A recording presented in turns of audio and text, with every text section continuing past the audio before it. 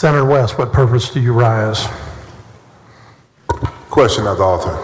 Senator, do you yield? Of course I'll yield. And I'm not going to be repetitive. Let me ask you this. I have a lot of people in the LGBTQ community, and they have sound alarms about this bill. I don't know that they've seen your amendment.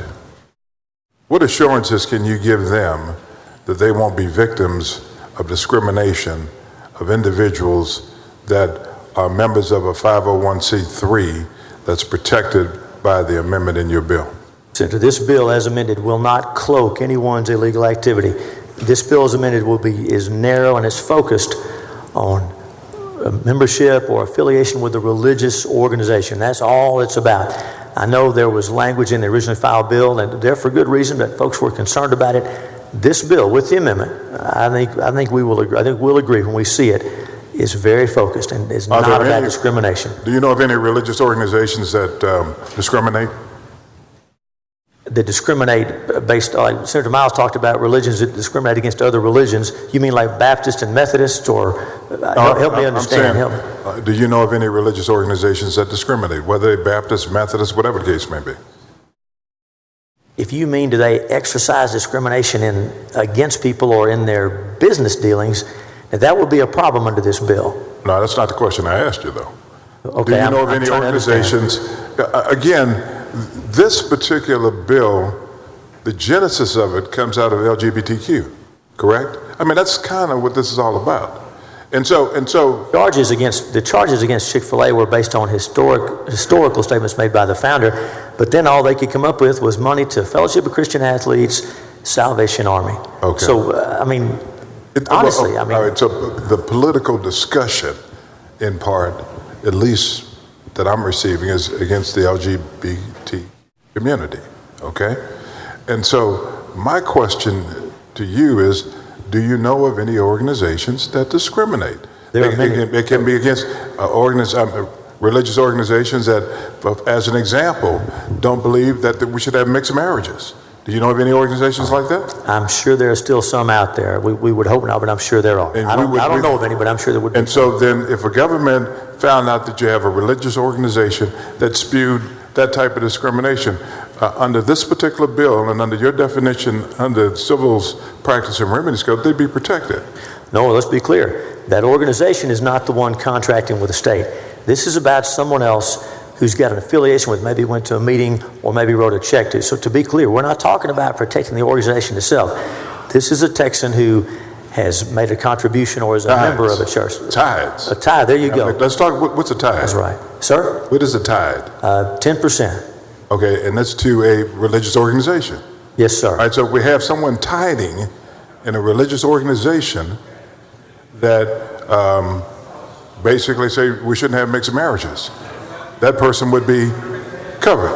Yes, Senator, to be clear, that religious organization would not be protected, but an individual who is a member of a church that had those views under this bill, if that church qualified under the statute, that's the only time that will be an issue. And again, that's what I'm saying. I'm going back to your definition. Let me clarify an important point, Senator. I'm sorry, as I want to give you a full answer. Gentlemen. Let me clarify. Let's get back to one at a time, please. I'll recognize the author and then Senator West next. And of course, I'm going to answer it. Let me clarify an important point. We talk about this definition of religious organization. Okay. I'm sure there are religious groups that have views, and they're doing their own thing.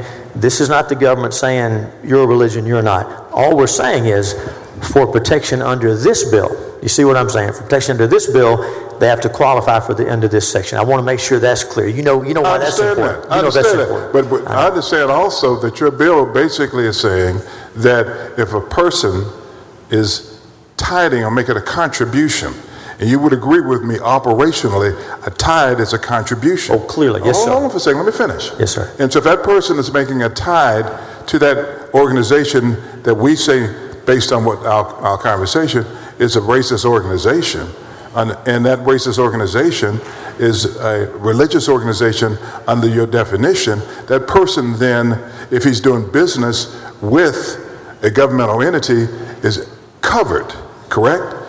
And, Only- and the city or governmental entity, excuse me, Okay. would not be able to say, hey, I don't want to do business with you because of your affiliation with that organization. Senator, if and only if that organization met that definition. That's Right. the only way that would have come into play. Right. That's right. So your only bill- then. And that's why the definition is in there to address that kind of thing. I understand that. But again, I think you're missing what our concern is. Okay? Right. It's a 501c3 as defined in Civil Practice and Remedies Code. All right. And that person is making a contribution to All right. that organization that has a discriminatory views. That person now would be able to do business with a city, as an example, and that city wouldn't be able to say, hey, listen, you are a member of this organization, you spew discriminatory views, now I can't do anything to you, I've got to be able to do business with you. And under your bill, under the amendment, that person can have the Attorney General come in and get a declaratory judgment against the city. Let me make sure we're clear on this. Okay, let's do The it. person you're describing is part of who gives money to that organization. If that person is spewing these things you're talking about, they're taking discriminatory acts, that person cannot cloak their discriminatory actions just because they're part of this religious organization. The only thing the bill says is the act of making the contribution, the act of affiliation. That's all this is about. If that person is spewing these things, making these statements, or for any other basis is denied, they would have to bring their case, and they wouldn't have any luck under this statute. Senator, I respectfully disagree with you. Your bill specifically says what I just said, okay? That and let's, if we need to go word by word, let's do that. You have said that if you have a religious organization that qualifies and has a 501c3, right? And it's defined in the Practice and Remedies Code. That's right. 501c3 is part of it. That's right. Go ahead. No, okay, now, and you also basically say that, and I'm looking at your amendment right now. Not Yeah, I'm looking at and it. I'm too. looking more specifically at lines 21 through 24. You would say the person's membership in, affiliation with, or contribution, donation, or other support provided to a religious organization, right? Yes, sir. Okay, so, and you agree with me that a tithe is in fact Oh, yes. a contribution. Oh, yes. Okay, so if a person is contributing to an organization that's defined under Practice and Remedies Code, has a 501c3, and that organization has a discriminatory intent or discriminatory views, then that person, regardless of their affiliation, would be covered if they decided to have a contract with the governmental entity, and that governmental entity couldn't take into consideration their affiliation with that particular organization to make a determination as to whether or not they should be entitled to do business with them. So that would be true if two conditions are met. Okay. If it was based on the person's contribution to the organization, bless you, and if that organization we discussed qualified under this statute. But That's what if I'm those saying. two conditions are met, only if those conditions are met That's would what that I'm be true. saying. And so that's exactly what I'm saying. Senator, your bill will allow someone to be a member of an organization that discriminates as long as that organization has a 501c3 and is within the definition. In the definition. Right. So that person could discriminate, contribute, and your bill would still force the government to do business with them, even if the government didn't want to do business with them because of their affiliation with the organization. Correct me where I'm wrong.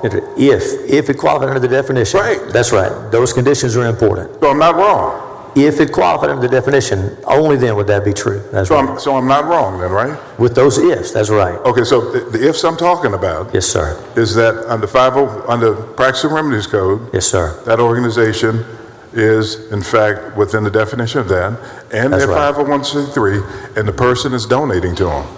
And the That's right. organization has a discriminatory purpose or intent, then the government would be forced to do business with them.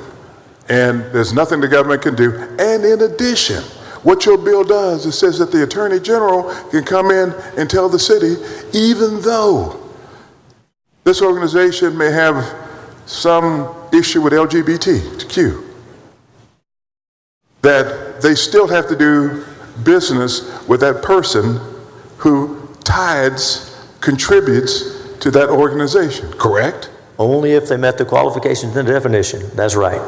For the Chick-fil-A case is a good example. I'm The not talking- Salvation Army, sent to the Salvation Army, No one would dispute the good they do. They have some views some folks disagree with. And under this bill, the contribution to the Salvation Army would not be able to disqualify one from contracting with the government. I didn't understand that. Say that again. Under this bill, if this bill becomes law as amended, the government cannot deny you a contract just because you wrote a check to the Salvation Army or to the Fellowship of Christian Athletes. Oh, no, I agree with that wholeheartedly. Okay, but what I'm saying, theoretically, putting this in law would allow other organizations, not like Fellowship of Christian Athletes or Salvation Army, Boy Scouts, Girl Scouts. Theoretically, you could have a 501c3 that has a demonstrated track record of white supremacists, Ku Klux Klans. And I'm assuming that they may, and I don't think the Ku Klux Klans have a 501c3. Please. No, wait a minute. The definition is very clear here, but okay, go ahead. But again, and I agree, and I'll retract that, because the KKK did have a religious exemption, a 501c3, but that has been revoked. Okay, I'll take that back. But you could have organizations that have that type of purpose or that type of point of view, and then the individual could contribute to that, and the government found out about it, and they would be prevented from debarring that person from participating in business opportunities with the government. And so that's what the bill does. If the organization's primary purpose and function are religious, goes on to say charity, religious, charitable purposes. So just to make sure we're clear. No, we're clear. That's the organization. We're talking about the Salvation Army, the Fellowship of Christian Athletes. I'm not talking about those. Those are great organizations. I understand exactly what it says, but I just want to make sure that, just like you said, if the organization is within the definition under the Practice of Remedies Code, if there's a contribution by that person and that organization's activities are discriminatory, then the government would not be able to tell that person that they're not going to be able to do business with them, and the Attorney General would be able to come in and seek declaratory action, injunctive action against that governmental entity. And since under the definition, an organization like you described would not qualify as a religious organization. Okay, then. Under this definition. All right, then. And so hypothetically, I'm sorry, go ahead. I didn't mean to interrupt you. I'll let you finish. I'm sorry. Thank you very much. All right, let's go to the definition of the Practice and Remedies Code. What is it? The organization's primary purpose and function are religious, comma. It is a religious school organized primarily for religious and educational purposes, comma, or it is a religious charity organized primarily for religious and charitable purposes. And then it gets to the 501c3 part you were talking about. It does not engage in activities that would disqualify it from tax-exempt status under Section 501c3, Internal Revenue Code 1996, as it existed August 30th, 1999. So again, it's those primary purposes, religious, talks about charitable purposes, religious purposes. So again, we're on the same page, but I want to be clear, we're discussing a hypothetical because the organizations we know in reality are the Salvation Army, the Fellowship of Christian Athletes. They're the ones who we know have been affected already. Okay, and I understand that, but again, you would agree with me that when you say primary purpose, is that an objective determination or a subjective determination? Well, the courts would decide. The plaintiff would have to prove their case if they wanted protection under this law. So that would be an objective or a subjective determination? Well, the words would have, as you know, it's statutory construction. The words would have their plain meaning, and the court would interpret them. So it would be an objective standard. That's what the primary purpose is, based on their actions, based on their practices. Well, I won't belabor the point, but let me ask you this.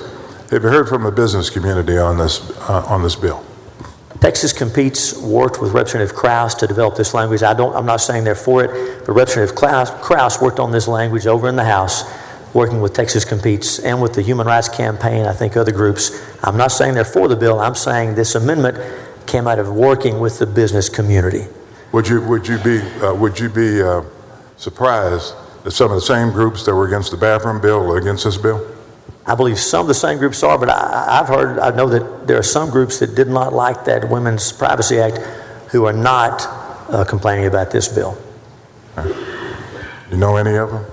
I was talking to, again, the Texas Competes, as Senator Alvarado mentioned, represents a lot of big companies, and they were actually involved in coming up with the language that's in the amendment that we hope to offer.